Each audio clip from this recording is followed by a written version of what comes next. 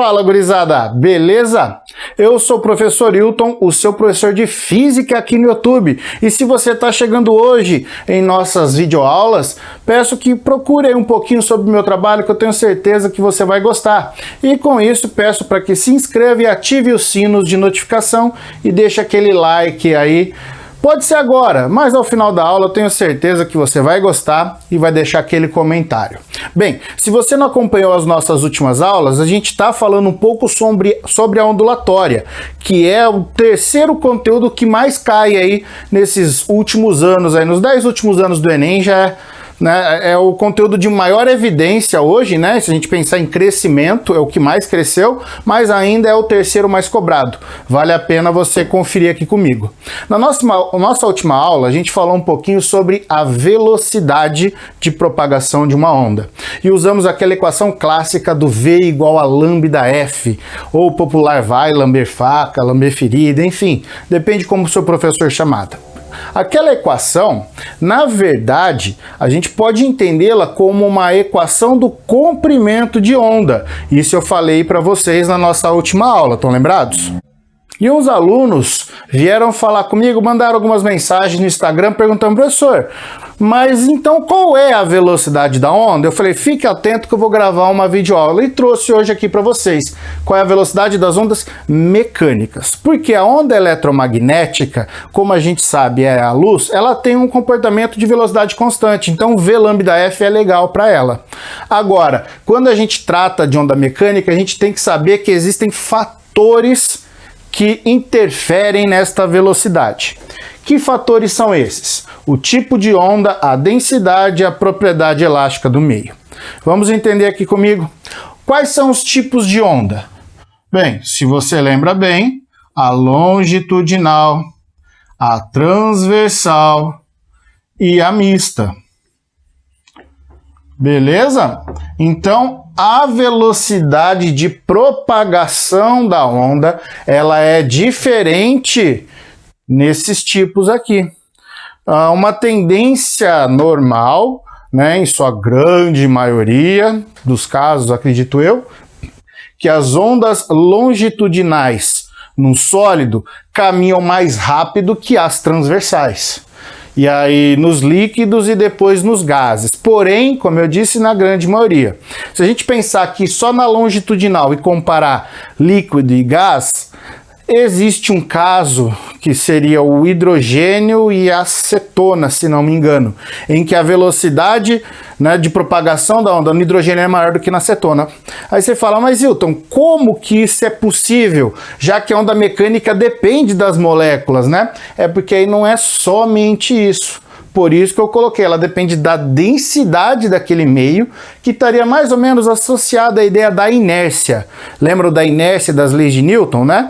Que seria aquela capacidade de modificar o estado inercial do corpo, né? Alterar sua velocidade. E a gente sabe que inércia tem relação com massa e massa tem relação com densidade, tá? E também depende da propriedade elástica do meio, o quão maleável o corpo é ou não.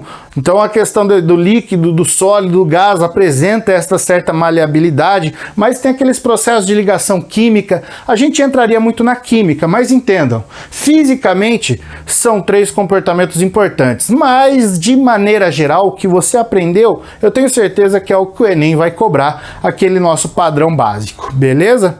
Bem, importante salientar aqui que existem situações em que a velocidade não depende da frequência, por mais que seja V lambda F, a frequência ela não alteraria a velocidade, nós estudaremos isso mais para frente, né? Questão de reflexão, de onda, mas a gente vai chegar lá nas próximas aulas.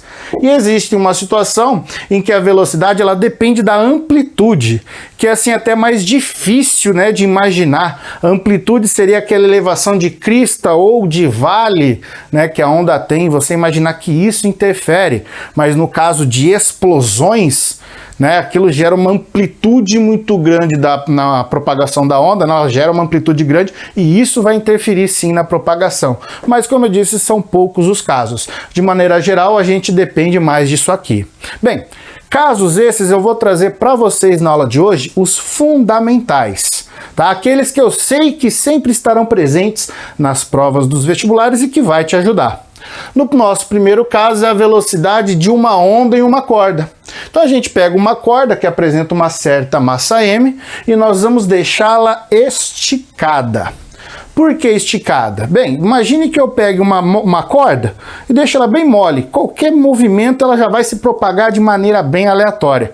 Agora, se eu pegar e deixar ela bem esticadinha, né, e gerar a propagação, o pulso ele sai mais visível e com aquela ideia de direção, de propagação, de vibração mais evidente. Então, nesta corda, nós exerceremos nela, nossa, quase não saiu, né? Nós exerceremos uma força de tração. Bem, tem alguns livros aí, alguns autores que usam F, outros o próprio T, outros F e um T de subíndice. Independente, lembre que é uma força que traciona a corda, beleza? Então a gente tracionou a corda, esticou, gerou o pulso. Então, ó, não deixamos de ter a tração, ela está atuando aqui. Tá claro isso para todo mundo? Bem, importante verificar que o pulso ele está limitado, né, em percorrer esta corda. Então, a nossa corda ela apresenta um comprimento L. Beleza, moçada? Então, numa corda de comprimento L que apresenta uma certa massa, o pulso se propaga com uma velocidade. E como que a gente vai calcular a velocidade de propagação deste pulso? Bem, nós devemos lembrar, a gente está tratando de uma onda transversal, a gente já vai falar da densidade desta corda porque ela apresenta uma massa e dessa questão da propriedade elástica associada à tração. Então a gente começa a falar de um conceito denominado densidade linear. Acredito eu que vocês já ouviram falar disso, né? Bem, aqui também depende dos autores a letra representativa, ok? A nossa densidade linear, eu vou chamá-la de μ, a letra grega, né? μ para nós hoje é densidade linear. A densidade, como vocês bem sabem, é uma razão entre a massa... volume se a densidade for volumétrica. Eu tenho certeza que você pensou nisso. Por ela ser linear, é massa por comprimento. Então, quando a gente for tratar de analisar a densidade linear da corda, a gente vai fazer então massa sobre comprimento. Qual é a unidade que vocês enxergam aqui? Então, para quem me acompanha e sabe, eu represento desta forma a unidade da grandeza que eu quero. Como ela é massa por comprimento, no sistema internacional é quilograma por metro. Tranquilos aqui?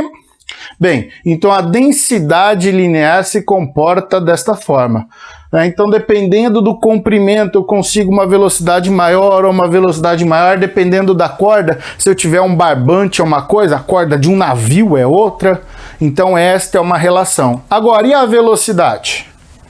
Então, vamos agora falar da velocidade. Então, a equação para a velocidade na nossa corda, lembrando, a gente está tratando aqui da transversal, ela vai ser dada pela raiz quadrada daquela força de tração, Ft ou Ftzinho, enfim, sobre a densidade linear. Essa daqui, então, a nossa expressão que determina a velocidade deste pulso ou da onda nesta corda. E a velocidade, como vocês sabem, tem por unidade metros por segundo. Tranquilo aqui a nossa primeira equação? Estão vendo? Bem diferente de lambda F, né? Mas depois dá para relacionar com isso tudo.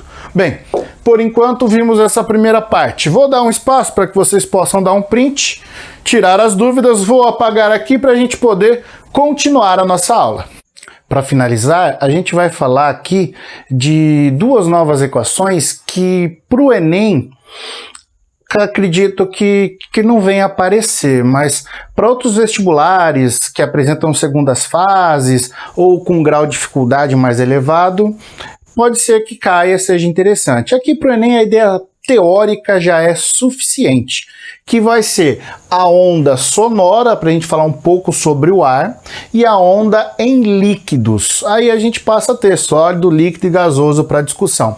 Eu trouxe primeiro, né, o gasoso aqui no ar, para a gente fazer um comparativo da ideia do transversal com o longitudinal, já que no exemplo anterior eu havia trazido para vocês a ideia da corda. Agora a gente vai falar então sobre o som, né? A velocidade que ele tem. Então eu coloquei aqui uma caixinha de um alto-falante. Você que viu nossas últimas aulas, né?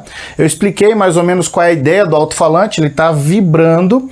Essa vibração de vai e vem que ele tem, ele, né, perturba as moléculas de ar, fazendo regiões de compressão, rarefação. Então ele vem fazendo isso aqui na sua propagação. Tentei ilustrar mais ou menos como que as moléculas ficariam para dar a ideia deste movimento para esta velocidade. A equação característica para isso é essa daqui.